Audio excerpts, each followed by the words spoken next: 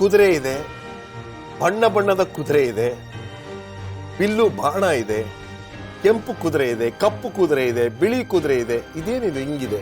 ಇವೆಲ್ಲವೂ ಸಾಂಕೇತಗಳಾಗಿವೆ. ಕುತೂಹಲನ ಮೂಡಿಸುವಂತ ವಿಷಯಗಳು ಇರೋದ್ರಿಂದ ಅದನ್ನು ಓದಬೇಕು ಅನ್ಸ್ತದೆ. ಸೊ ಇದು ಕಥೆನ ನಿಜವಾಗ್ಲೂ ನಡೀತಕ್ಕಂಥ ಪುಸ್ತಕ. ಇದು ಚರಿತ್ರೆ, ಇತಿಹಾಸದಲ್ಲಿ ನಡೆದದ್ದನ್ನ ಮುಂದೆ ಆಗ್ಲಿಕ್ಕೆ ನೋಡ್ತೇವೆ. ಕಾರ್ಯಕ್ರಮವನ್ನು ವೀಕ್ಷಿಸಿ. ಅದ್ಭುತವಾಗಿರ್ತಕ್ಕಂಥ ವಿಷಯಗಳು ಈ ಕಾರ್ಯಕ್ರಮದಲ್ಲಿದೆ. Revelation reveal.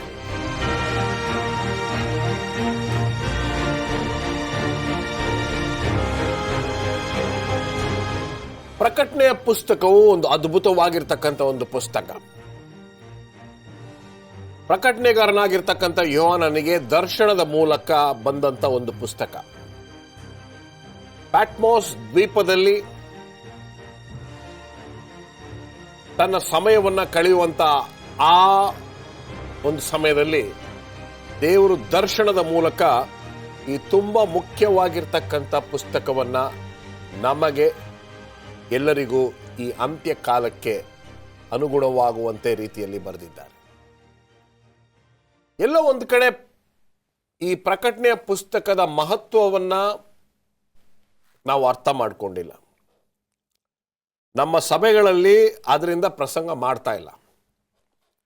ನಮ್ಮ ಮನೆಗಳಲ್ಲಿ ಬೆಳಗ್ಗೆ ಮತ್ತು ಸಾಯಂಕಾಲ ಪ್ರಾರ್ಥನಾ ಸಮಯದಲ್ಲಿ ಪ್ರಕಟಣೆ ಪುಸ್ತಕವನ್ನ ಖಂಡಿತವಾಗಲೂ ಓದೋದಿಲ್ಲ. ಬೇರೆ ಯಾವುದೇ ಪುಸ್ತಕಗಳನ್ನ, ಬೇರೆ ಯಾವುದೇ ವಚನಗಳನ್ನ ಓದ್ಬಿಡ್ತೀವಿ ಹೊರತು ಪ್ರಕಟಣೆ ಪುಸ್ತಕಗಳನ್ನ ಓದಿ ನಾವು ಚರ್ಚೆ ಮಾಡೋದಿಲ್ಲ.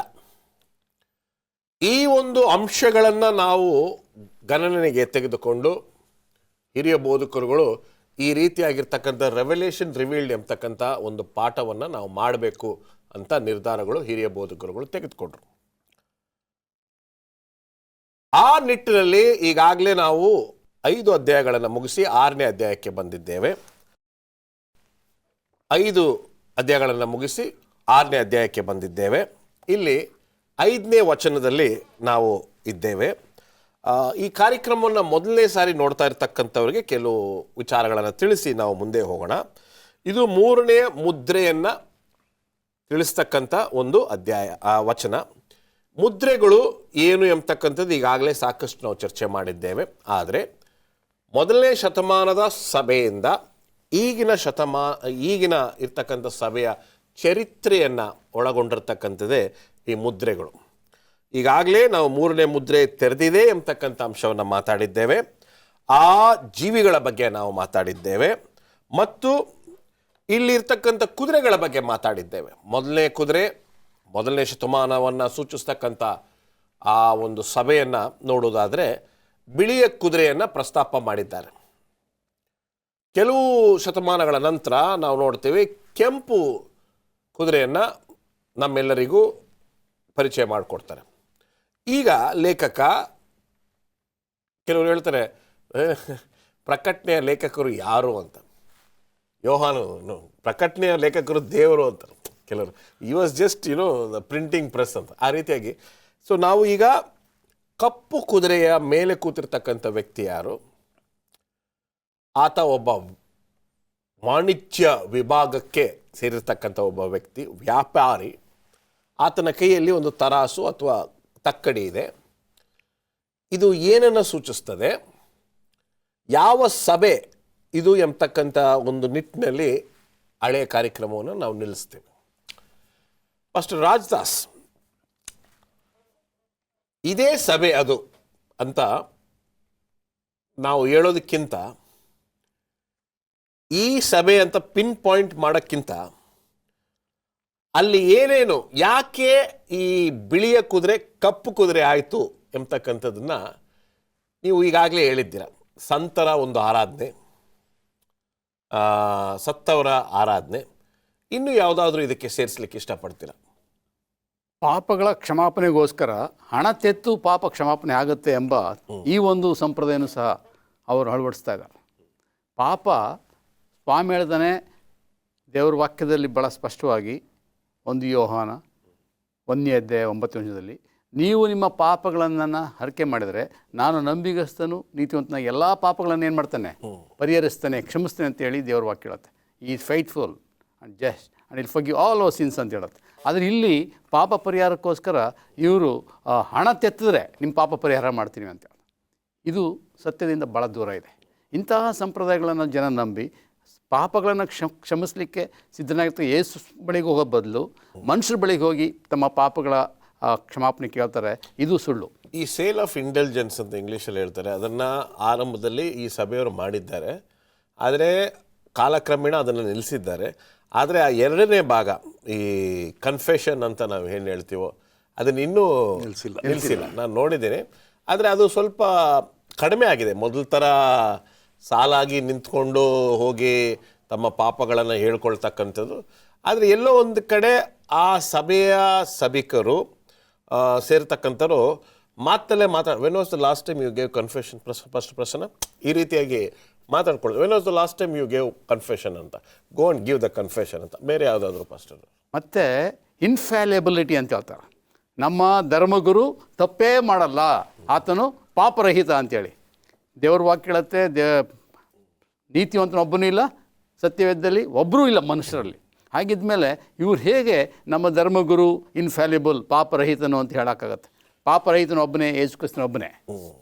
ಅದನ್ನು ಅರ್ಥ ಮಾಡ್ಕೊ. ಈ ಒಂದು ಸಂಪ್ರದಾಯನೂ ಸಹ ಬಂದಿದೆ. ಈ ಧರ್ಮಗುರು ಈ ಸಭೆಯ ಇಡೀ ಲೋಕದಲ್ಲಿರ್ತಕ್ಕಂಥ ದೊಡ್ಡ ಸಭೆ ಇದು. ಸಂಖ್ಯೆಗಳಲ್ಲಿರಬಹುದು, ಎಲ್ಲದ ದೊಡ್ಡ ಸಭೆ. ಫಸ್ಟ್ ಪ್ರಶ್ನೆ, ನಾನು ಅವರನ್ನು ಚಿಕ್ಕ ವಯಸ್ಸಲ್ಲಿ ನೋಡಿದ್ದೆ. ಆವಾಗ ಬೇರೆ ಧರ್ಮಗುರು ಇದ್ದರು, ಅವರು ಬಂದಿದ್ದರು. ಜನರು ಅವರು ನಡೆದು ಹೋಗ್ತಕ್ಕಂಥ ಹಾದಿಯನ್ನು ಮುಟ್ಟಿದ್ರು, ನಮಸ್ಕರಿಸಿದ್ರು, ಅವರ ಕೈಯನ್ನು ಹಿಡಿದು ಕೂಡ ಮುತ್ತಿಕ್ಕಿದ್ರು. ಏನು ನೀವೇನು ಹೇಳ್ತೀರಾ? ಖಂಡಿತವಾಗಿ ಇದು ತಾವು ಎಷ್ಟು ದೊಡ್ಡವರು ಎಂಬುದನ್ನು ತೋರಿಸ್ಕೊಳ್ತಾರೆ. ನಾವು ದೇವರಿಗಿಂತ ದೊಡ್ಡವರು, ದೇವರನ್ನ ನ್ಯಾಯ ತೀರಿಸ್ತೇವೆ, ದೇವದೂತರನ್ನ ನ್ಯಾಯ ತೀರಿಸ್ತೇವೆ. ನೀವು ಪರಲೋಕಕ್ಕೆ ಹೋಗಬೇಕಾದ್ರೆ ನಮ್ಮ ಮೂಲಕ ಹೋಗಬೇಕು, ನಾವು ಹೇಳಿದ್ದೇ ವೇದವಾಕ್ಯ. ಇದು ಸತ್ಯಕ್ಕೆ ವಿರೋಧವಾದದ್ದು. ಸಂಪ್ರದಾಯಗಳು ಜನರನ್ನು ಮಂಕು ಮಾಡಿರೋದ್ರಿಂದ ಮನುಷ್ಯನಿಗೆ ದೇವರ ಸ್ಥಾನವನ್ನು ಕೊಟ್ಟು ಬಹಳ ತಪ್ಪು ಮಾಡ್ತಾ ಇದ್ದಾರೆ. ಯಾಕಂದರೆ ಸತ್ಯವೇದ ಹೇಳ್ತಕ್ಕಂಥದ್ದು ಈಗಾಗಲೇ ಹೇಳಿದಾಗೆ ನೀತಿವಂತನು ಒಬ್ಬನೂ ಇಲ್ಲ. ಅವ್ರು ಎಷ್ಟೇ ದೊಡ್ಡ ವ್ಯಕ್ತಿ ಆದರೂ ಸಹ ಮನುಷ್ಯನೇ ಆಗಿರಬೇಕು ಹೊರತು. ಈಗ ಸತ್ಯವೇದದಲ್ಲಿ ಅನೇಕ ಪ್ರವಾದಿಗಳಿದ್ದಾರೆ, ಅನೇಕ ಪ್ರವಾದಿಗಳು ಸಹ ಮನುಷ್ಯರೇ. ಅವರು ದೊಡ್ಡ ದೊಡ್ಡ ಪ್ರವಾದಿಗಳಾದರು, ಅವ್ರು ಹೇಳಿದ್ದು ನೆರವೇರಿತು, ಅವರು ಪ್ರಾರ್ಥನೆ ಕೇಳಿದ್ರು ದೇವರು. ಈಗ ನಮ್ಮ ಪ್ರಾರ್ಥನೆಯನ್ನು ಸ್ವಾಮಿ ಕೇಳ್ತೇನೆ ಅಂದ ತಕ್ಷಣ ನಾವು ದೇವರಾಗಲ್ಲ. ಎಷ್ಟೋ ಸಾರಿ ಪ್ರಾಮಾಣಿಕವಾಗಿ ನಾವು ಪ್ರಾರ್ಥನೆ ಮಾಡುವಾಗ ಅದರ ಅದ್ಭುತ ನೋಡಿದ್ದೇವೆ, ನಮ್ಮ ಕಣ್ಮುಂದೆ ನೋಡಿದ್ದೇವೆ. ಬೋಧಕರೇ, ನೀವು ಪ್ರಾರ್ಥನೆ ಮಾಡಿದ್ರಿ, ನನ್ನ ಮಗ ಗುಣ ಆದ. ಆಗ ನಾನೇ ಒಂದು ದೊಡ್ಡ ಫೋಟೋ ಮಾಡಿಸ್ಕೊಂಡು ನಮ್ಮ ಚರ್ಚಲ್ಲಿ ನಾನೇ ಹಾಕ್ಸ್ಕೋಬೇಕು. ನಾನು ಭಾಳಷ್ಟು ಜನರಿಗೆ ಪ್ರೇಯರ್ ಮಾಡಿ ಸರಿಯಾಗಿದೆ, ನನ್ನನ್ನು ಆರಾಧನೆ ಮಾಡಬೇಕು ಜನರು, ಅಲ್ವೇ? ಆರಾಧನೆ ಮಾಡಲಿ ಅಂತಲೇ ಸೈತಾನ ಇದನ್ನ ನುಸುಳಿ ಹಾಕಿರೋದು. ನೀವು ದೇವರನ್ನ ಬಿಟ್ಟು ಮನುಷ್ಯರನ್ನ ಸೃಷ್ಟಿಕರ್ತನನ್ನ ಬಿಟ್ಟು ಸೃಷ್ಟಿಯನ್ನ ನೀವು ಆರಾಧನೆ ಮಾಡ್ರಿ ಎಂಬುದಾಗಿ. ಒಂದು ಸಣ್ಣ ವಿರಾಮ ಅಂತ ಇಟ್ಕೊಂಡು, ಒಂದು ಸಣ್ಣ ವಿರಾಮ.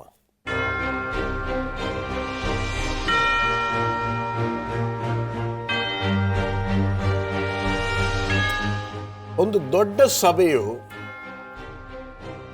ಸತ್ಯಕ್ಕೆ ವಿರುದ್ಧವಾಗಿರ್ತಕ್ಕಂಥ ರೀತಿಯಲ್ಲಿ ಸಂಪ್ರದಾಯಗಳನ್ನು ಮಹತ್ವವಾಗಿರ್ತಕ್ಕಂಥ ಸಂಪ್ರದಾಯಗಳಾಗಿ ಬದಲಾಯಿಸಿ ಜನರನ್ನು ತನ್ನ ತಪ್ಪಾದ ಸಂಪ್ರದಾಯಗಳಲ್ಲಿ ಒಳಪಡಿಸಿ ಬಹಳಷ್ಟು ಶತಮಾನಗಳಿಂದ ಅವರನ್ನು ಈ ಒಂದು ತಪ್ಪಾದ ಹಾದಿಯಲ್ಲಿ ನಡೆಸ್ಕೊಂಡು ಬರ್ತಾ ಇದೆ. ಮುಂದುವರಿಸಿ. ಮತ್ತೊಂದು ದೊಡ್ಡ ಸಂಪ್ರದಾಯ ಹೇಗೆ ಸಭೆಯಲ್ಲಿ ಪ್ರವೇಶಿಸಿದೆ ಅಂತ ಹೇಳಿದ್ರೆ ಧೂಪ ಹಾಕೋದು. ಇವತ್ತು ಸಭೆಯಲ್ಲಿ ಧೂಪ ಹಾಕ್ತಾ ಇದ್ದಾರೆ. ಸ್ವಾಮಿ ಶಿಲ್ಬೆ ಮೇಲೆ ಸಾಯಾಗಲಿಲ್ಲ, ತೀರಿತು ಅಂತ ಹೇಳಿದ ಕೂಡಲೇ ಆ ಯೆರೂಸಲೇಮ್ ಪಟ್ಟಣದಂಥ ದೇವಾಲಯದ ಪರದೆ ಮೇಲಿಂದ ಹರಿದೋಯ್ತು. ಆ ಮಹಾಯಾಜಕನ ಸೇವೆ ಅಲ್ಲಿಗೆ ರದ್ದಾಯಿತು. ಇನ್ನು ಮುಂದೆ ಅವಶ್ಯಕತೆ ಇಲ್ಲ ಅಂತ ಸ್ವಾಮಿ ಹೇಳಿದ್ದಾನೆ. ಆದರೆ ಅದು ಇನ್ನೂ ಇಲ್ಲಿ ಈ ಸಭೆಯಲ್ಲಿ ಅಳವಡಿಸೋದನ್ನು ಕಾಣ್ತೇವೆ. ಜನ ಆ ಧೂಪವನ್ನು ಆರಾಧಿಸೋದ್ರಿಂದ, ಧೂಪ ಹಾಕೋದ್ರಿಂದ ನಮಗೆ ಒಳ್ಳೆಯದಾಗುತ್ತೆ. ಇವರು ಧೂಪ ಹಾಕದೇ ಇದ್ದರೆ ನಮ್ಮ ಪ್ರಾರ್ಥನೆ ಕೇಳಲ್ಲ ಅಂತ ತಿಳ್ಕೊಂಡೆ. ಆದರೆ ನಾವು ಏನು ತಿಳ್ಕೊಳ್ಬೇಕಂತ ಹೇಳಿದ್ರೆ, ನಮಗೆ ಮಧ್ಯಸ್ಥಿಕೆ ವಹಿಸ್ತಕ್ಕಂಥ ವ್ಯಕ್ತಿ ಯಾರಂತ ಹೇಳಿದ್ರೆ ಯೇಸು ಸ್ವಾಮಿನೇ. ಇವತ್ತು ಮಹಾಯಾಜಕನಾಗಿ ಪರಲೋಕದ ಪರ್ಣಶಾಲೆಯಲ್ಲಿ ಎಲ್ಲ ಮಾನವರಿಗಾಗಿ ಸ್ವಾಮಿ ವಿಜ್ಞಾಪಿಸಿದ್ದಾನೆ. ಇಹಲೋಕದ ಯಾಜಕರು ಯಾರು ನಮ್ಮ ಪರವಾಗಿ ಮಧ್ಯಸ್ಥಿಕೆ ವಹಿಸೋ ಅವಶ್ಯಕತೆ ಇಲ್ಲ, ಧೂಪ ಸುಡೋದು ಅವಶ್ಯಕತೆ ಇಲ್ಲ. ವಂಡರ್ಫುಲ್. ಮುಂದೆ ಹೋಗೋಣ. ಈ ತಕ್ಕಡಿಯ ವಿಚಾರಕ್ಕೆ ನಾವು ಬರೋಣ. ಈ ತಕ್ಕಡಿಯ ವಿಚಾರವನ್ನು ದಯವಿಟ್ಟು ಸ್ವಲ್ಪ ವಿವರಿಸಿ ಪಾಸ್ಟರ್ ಪ್ರಸನ್ನ. ಈಗಾಗಲೇ ನಾವು ಪ್ರವಾದಿಯಾದ ಹೋಶಿಯನ ಪುಸ್ತಕದಲ್ಲಿ, ಪ್ರವಾದಿಯಾದ ಆಮೋಸನ ಪುಸ್ತಕದಲ್ಲಿ ಇದನ್ನು ಕಂಡುಕೊಂಡು ಪ್ರವಾದಿಯಾದ ಯೆಶಾಯನ ಪುಸ್ತಕಕ್ಕೆ ಬಂದಿದ್ದೇವೆ. ಯೆಶಾಯನ ಪುಸ್ತಕದಲ್ಲಿ ಹೇಳುವ ಹಾಗೆ, ಯಾರು ದೇವರ ಆಜ್ಞೆಗಳನ್ನು ಕೈಕೊಂಡು ಆತನ ವಿಷಯದಲ್ಲಿ ಸಾಕ್ಷಿಯನ್ನು ಕೊಡ್ತಾರೆ ಅವರೆಲ್ಲರೂ ನಿಜವಾದ ತಕ್ಕಡಿಯನ್ನು ಇಟ್ಟುಕೊಂಡಿದ್ದಾರೆ. ಅಂದರೆ ನ್ಯಾಯಸಮ್ಮತವಾದದ್ದು, ಜಸ್ಟ್ ವೇಟ್ಸ್ ಅಂತಾರೆ.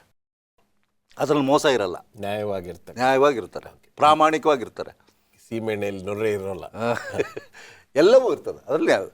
ಎರಡನೇ ಗುಂಪು ಯಾವದಪ್ಪ ಅಂದರೆ, ಯಾರು ದೇವರ ವಾಕ್ಯಕ್ಕೆ ವಿರೋಧವಾಗಿರ್ತಾರೆ, ಯಾರಲ್ಲಿ ಬೆಳಕಿರೋದಿಲ್ಲ, ಅವರಲ್ಲಿ ಮೋಸದ ತಕ್ಕಡಿ, ಮೋಸದ ನ್ಯಾಯ ಇರ್ತದೆ ಎಂಬುದಾಗಿ. ನೋಡಿ, ಯಾವುದಾದ್ರೂ ಒಂದು ಅಂಗಡಿ ನಮಗೆ ಮೋಸ ಮಾಡ್ತದೆ ಅಂದರೆ ಅಲ್ಲಿಗೆ ಹೋಗ್ತೀವ? ತಿರ್ಗಾ ಹೋಗಲ್ಲ. ಆದರೆ ಯಾರು ನಮಗೆ ನ್ಯಾಯವಾಗಿ ಕೊಡ್ತಾರೆ, ಅಲ್ಲಿ ಕ್ವಾಲಿಟಿ ಚೆನ್ನಾಗಿದೆ, ₹1 ಜಾಸ್ತಿ ಹೋದ್ರೂ ಪರವಾಗಿಲ್ಲ, ನಮ್ಗೆ ಒಳ್ಳೆ ವಸ್ತು ಸಿಗ್ತದೆ. ಈಗ ಕೆಲವರು ಏನು ಮಾಡ್ತಾ ಇದ್ದಾರೆ, ಮಿಶ್ರಣ, ಇದನ್ನೇ ತಾನೇ ಸಂಪ್ರದಾಯ ಅನ್ನೋದು. ನಾವು ನ್ಯಾಯಕ್ಕೆ ಅನ್ಯಾಯ, ಅಡ್ಗೋಡೆ ಮೇಲೆ. ಈಗ ನಾವು 1 kg ಅದನ್ನು ಜಾಸ್ತಿ ಮಾಡಬೇಕು ಅಂತ 75 ಗ್ರಾಮ್ನ ಸ್ವಲ್ಪ ಚೆನ್ನಾಗಿ ಹಾಕಿರ್ತೀವಿ, ಇನ್ನೊಂದು 25 ಗ್ರಾಮು ಬೇರೆ ಏನೇನೋ ಮಿಶ್ರಣ ಮಾಡಿಬಿಟ್ಟು ತಗೊಂಡೋಗಿ ಕಲಬೆರಕೆ, ಕಲುಷಿತವಾದದ್ದು ಎಂಬುದಾಗಿ. ಈಗ ಒಂದು ಪ್ರಶ್ನೆ ಮೂಲಕವಾಗಿ ನಾವು ಈ ತಕ್ಕಡಿಯನ್ನು ಮುಂದುವರಿಸೋಣ. ಕಾರಣ ಪ್ರಶ್ನೆ ಏನಪ್ಪ ಅಂದರೆ,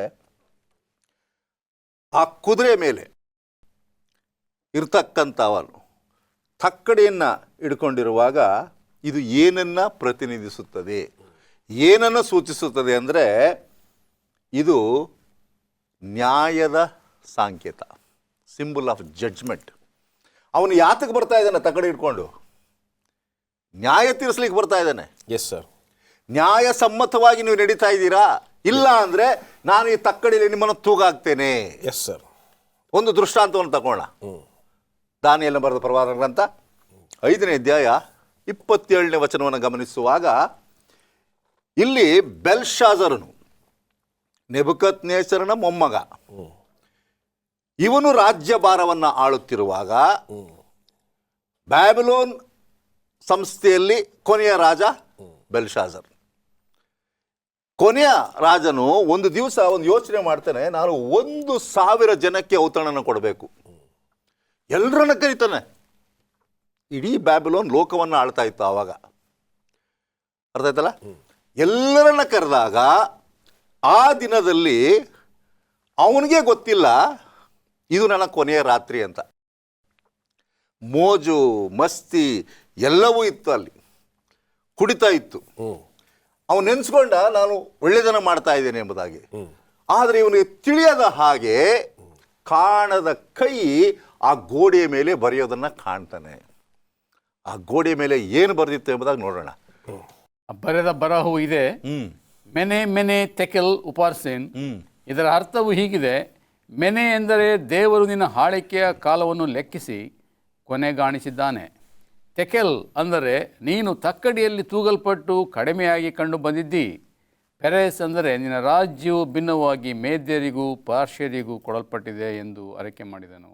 ಅಂದರೆ ನೀನು ತಕ್ಕಡಿಯಲ್ಲಿ ತೂಗಾಕಲ್ಪಟ್ಟಿದ್ದಿ.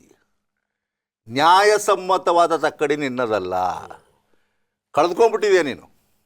ಇದು ನಡೆದದ್ದು ಕ್ರಿಸ್ತ ಪೂರ್ವ 539ರಲ್ಲಿ. ಸರಿಯಾದ ದಿನಾಂಕವನ್ನು ಖಚಿತವಾಗಿ ರೆಕಾರ್ಡ್ ಮಾಡಿದ್ದಾರೆ ಆವತ್ತು. ಇಟ್ ವಾಸ್ ಅಕ್ಟೋಬರ್ 10, ಅಕ್ಟೋಬರ್ 10ನೇ ತಾರೀಕು 531 ಕ್ರಿಸ್ತ ಪೂರ್ವ. ಅಲ್ಲಿ ನಡೆದಂಥ ಘಟನೆ ಅದೇ ಕೊನೆ. ನಾವು ಕಳೆದ ಸಬ್ಬತ್ ಶಾಲೆಯ ಪಾಠದಲ್ಲಿ ನೋಡಿದ ಯೂಫ್ರೆಟಿಸ್ ನದಿ ದಾಟ್ಕೊಂಡು ಕೊರೇಷನು ಬ್ಯಾಬಿಲೋನ್ ದೇಶವನ್ನು ವಶ ಮಾಡಿಕೊಳ್ಳಲಿಕ್ಕೆ ಬಂದ ಎಂಬುದಾಗಿ. ಇಲ್ಲಿ ಏನು ಪಾಠ ಕಲಿತೀವಿ ಅಂದರೆ, ನ್ಯಾಯಾಧೀಶರಾಗಿ ತಮ್ಮನ್ನು ತಾವೇ ಒಪ್ಪಿಸ್ಕೊಂಡ್ರು. They became civil judges. ಇಲ್ಲಿ ದೇವರು ಹೇಳ್ತಾ ಇದ್ದಾನೆ, ಆ ಕೈ ಯಾರ್ದು ಅಂತ ಗೊತ್ತಿಲ್ಲ, ಯಾರೂ ನೋಡಿಲ್ಲ, ಆ ಬರವಣಿಗೆನೂ ಅರ್ಥ ಆಗಿಲ್ಲ. ಕೊನೆಗೆ ದಾನಿಯೇಲ ಬಂದು ಹೇಳಬೇಕಾಗಿತ್ತು ಇದು ಇದರ ಅರ್ಥ ಎಂಬುದಾಗಿ. ಆದರೆ ಕಾಣದ ಕೈ ಪರಲೋಕದ ನ್ಯಾಯಾಧೀಶ. ಇಲ್ಲಿ ಲೋಕದ ನ್ಯಾಯಾಧಿಪತಿಗಳನ್ನು ಧಾರ್ಮಿಕ ರಾಜಕೀಯ ನಾಯಕರುಗಳು ಅವರು ಏನ್ ಮಾಡ್ಕೊಂಡಿದ್ದಾರೆ, ನಾವೇ ನ್ಯಾಯ ತೀರಿಸ್ತೇವೆ, ನಾವೇ ನ್ಯಾಯವಾಗಿದ್ದೇವೆ, ನಮ್ಮ ತಕ್ಕಡಿ ನ್ಯಾಯವಾಗಿದೆ ಎಂಬುದಾಗಿ. ಇಲ್ಲ, ಅದನ್ನು ತಪ್ಪು ಎಂಬುದಾಗಿ ಇದರ ಮೂಲಕವಾಗಿ ತಿಳಿಸ್ತಕ್ಕಂಥದ್ದು. ದೇವರ ಆತ್ಮನು ಹೇಳ್ತಕ್ಕಂಥದ್ದು, ನೀವು ಸ್ವಪ್ರೇರಿತವಾದಂಥ ನ್ಯಾಯಾಧೀಶರು. You are self appointed judges, but the only judge is God. ಒಬ್ಬನೇ ನ್ಯಾಯಾಧೀಶ, ಒಬ್ಬನಿಂದಲೇ ನ್ಯಾಯ ಸಿಗ್ತದೆ, ಅದು ದೇವರಿಂದ ಮಾತ್ರ. ಮನುಷ್ಯರಿಂದ ಬರ್ತಕ್ಕಂಥದ್ದು ತಪ್ಪಾದ ತಕ್ಕಡಿ, ಮೋಸದ ತಕ್ಕಡಿ. ನ್ಯಾಯ ಅಂತೂ ಸಿಕ್ಕೋದೇ ಇಲ್ಲ ಈ ಲೋಕದಲ್ಲಿ. ಮನುಷ್ಯರನ್ನು ನಾವು ತೂಕ ಮಾಡುವಾಗ ನಮ್ಮಷ್ಟು ನಾವೇ ಯೋಚನೆ ಮಾಡ್ತೀವಿ, ಡೆನ್ನಿಸ್ ಒಳ್ಳೆಯವನು, ರಾಜದಾಸ್ ಅವ್ರು ಕೆಟ್ಟವರು. ಅದು ನಾನು ಮಾಡೋದು. ಇನ್ನೊಬ್ರು ಹೇಳುವಾಗ ನೀವು ಒಳ್ಳೆಯವರು, ನೀವು ಕೆಟ್ಟವರು ಅಂತ. ಆದರೆ ದೇವರು ಹೇಳ್ತಾನೆ, ಇಂತಹ ಮೋಸದ ತಕ್ಕಡಿಲಿ ನೀವು ಮೋಸ ಹೋಗಬೇಡಿ, ಸಂಪ್ರದಾಯಗಳಿಗೆ ಮಾರು ಹೋಗಬೇಡ್ರಿ. ದೇವರೊಬ್ಬನೇ, ನಾಯಕನೊಬ್ಬನೇ, ಸತ್ಯ ಒಂದೇ. ಸತ್ಯ ಕಲುಷಿತವಾದದ್ದಲ್ಲ. ಸತ್ಯ ಕಲುಷಿತವಾದರೆ ಯೇಸು ಸ್ವಾಮಿ ಕಲುಷಿತವಾದದಂತ. ಯಾಕೆ ಸ್ವಾಮಿನೇ ಹೇಳ್ತಕ್ಕಂಥ, ನಾನೇ ಸತ್ಯ, ನಾನೇ ಜೀವ, ನಾನೇ ಮಾರ್ಗ. ಈ ಸತ್ಯ ಬಿಟ್ಟರೆ ಬೇರೆ ಸತ್ಯ ಇಲ್ಲ, ಈ ಮಾರ್ಗ ಬಿಟ್ಟರೆ ಬೇರೆ ಮಾರ್ಗ ಇಲ್ಲ. ಈ ಬೆಳಕಿನಿಲ್ಲದೆ ಬೆಳಕು ನಮಗೆ ಸಿಕ್ಕಲಿಕ್ಕೆ ಸಾಧ್ಯವಿಲ್ಲ. ಒಂದು ಸಣ್ಣ ವಿರಾಮಕ್ಕೆ ಸಮಯವಾಗಿದೆ. ಒಂದು ಸಣ್ಣ ವಿರಾಮವನ್ನು ತೆಗೆದುಕೊಳ್ಳೋಣ. ಒಂದು ಸಣ್ಣ ವಿರಾಮದ ನಂತರ ನಾವು ನಿಮ್ಮನ್ನು ಭೇಟಿ ಆಗ್ತೇವೆ.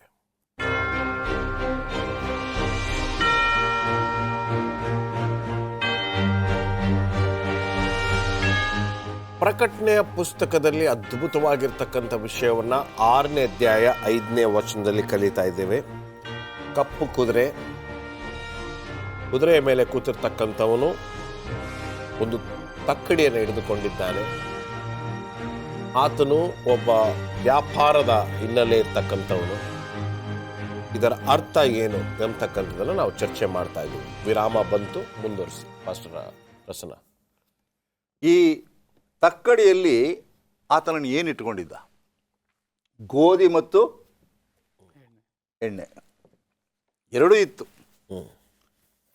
ಈ ಜವೆ ಗೋಧಿ, ಎಣ್ಣೆ ಅದನ್ನು ಇಟ್ಟುಕೊಂಡು ಆತನು ಹೋಗುತ್ತಿರುವಾಗ ಒಂದು ಬಹಳ ಸುಂದರವಾದ ವಾಕ್ಯ ನಮಗೆ ನೆನಪಾಗ್ತದೆ. ಅದನ್ನು ಯಾಜಕಕಾಂಡ 19ನೇ ಅಧ್ಯಾಯ 34ರಿಂದ 36 ವಚನಗಳಲ್ಲಿ ಕೇಳೋಣ. ಅವರು ನಿಮಗೆ ಸ್ವದೇಶದವರಂತೆಯೇ ಇರಬೇಕು, ಅವರನ್ನು ನಿಮ್ಮಂತೆಯೇ ಪ್ರೀತಿಸಬೇಕು. ಐಗುಪ್ತ ದೇಶದಲ್ಲಿದ್ದಾಗ ನೀವು ಅನ್ಯರಾಗಿದ್ದಿರಲ್ಲವೇ? ನಾನು ನಿಮ್ಮ ದೇವರಾದ ಯೆಹೋವನು.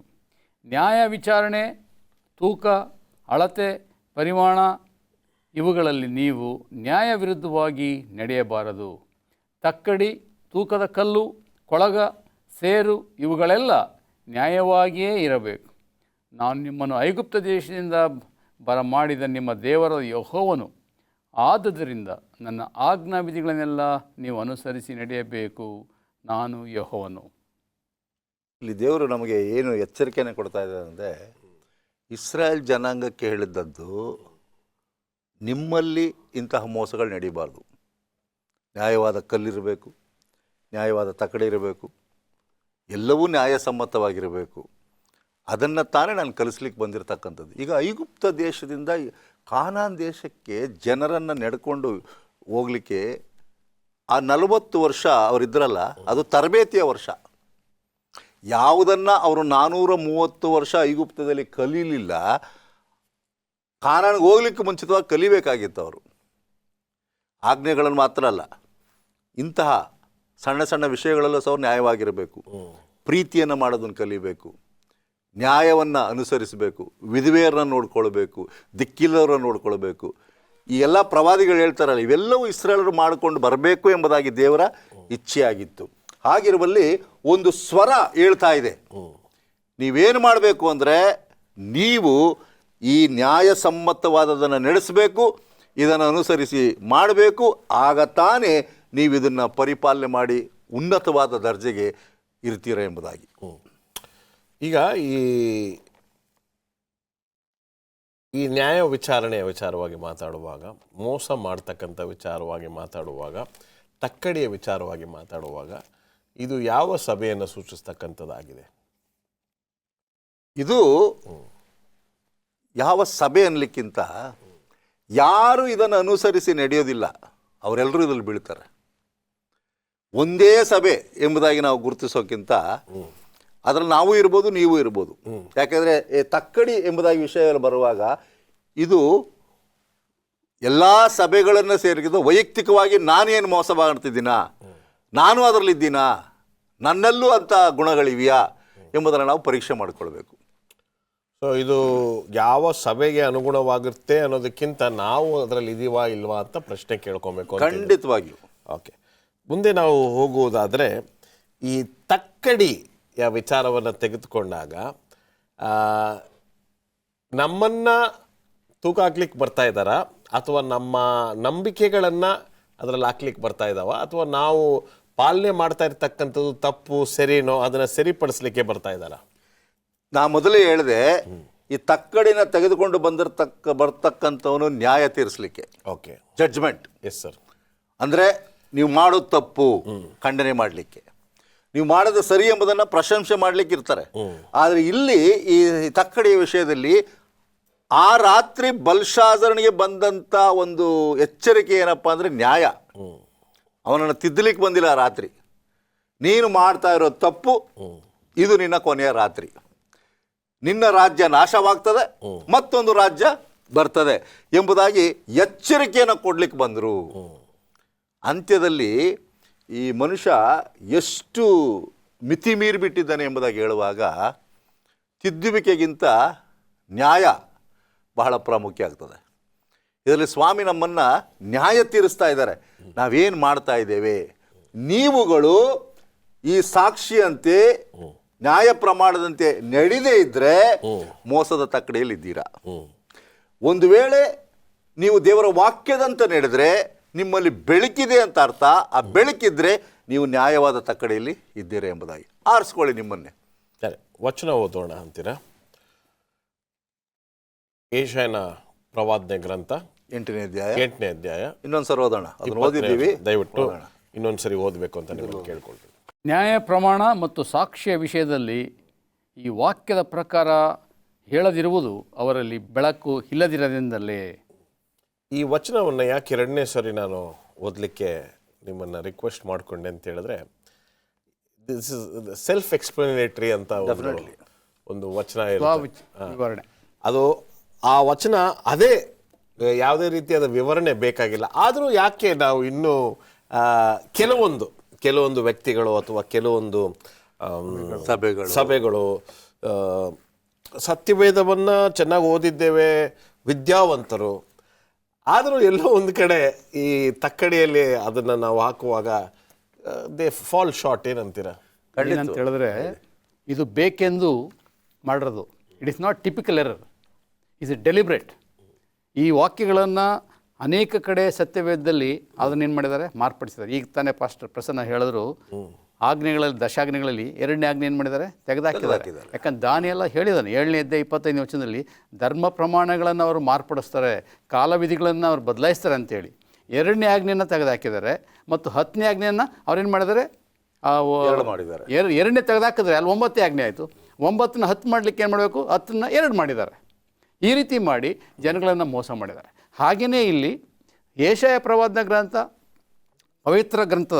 ಪವಿತ್ರ ಬೈಬಲ್, ಕಿಂಗ್ ಜೇಮ್ಸ್ ವರ್ಷನ್ ನಿಜವಾದ ತರ್ಜುಮೆ, ಅದರಲ್ಲಿ ಹೀಗೆ ಇದೆ, ಧರ್ಮ ಪ್ರಮಾಣ ಮತ್ತು ಸಾಕ್ಷಿಯನ್ನು ಕೊಡದೇ ಇದ್ದರೆ ಅವರಲ್ಲಿ ಬೆಳಕಿಲ್ಲ ಅಂತೇಳಿ. ಆದರೆ ಇಲ್ಲಿ ಬೇರೆ ನಮ್ಮ BSI ಬೈಬಲ್ ಆಗಲಿ ಬೇರೆ ಯಾವುದೇ ತರ್ಜುಮೆ ತಗೊಂಡಾಗ ಈ ವಾಕ್ಯವನ್ನು ಅವ್ರು ಏರುಪೇರು ಮಾಡಿ ಜನಗಳು ಅರ್ಥ ಮಾಡ್ಕೊಳ್ಳೋದಾಗ ಮಾಡಿದ್ದಾರೆ.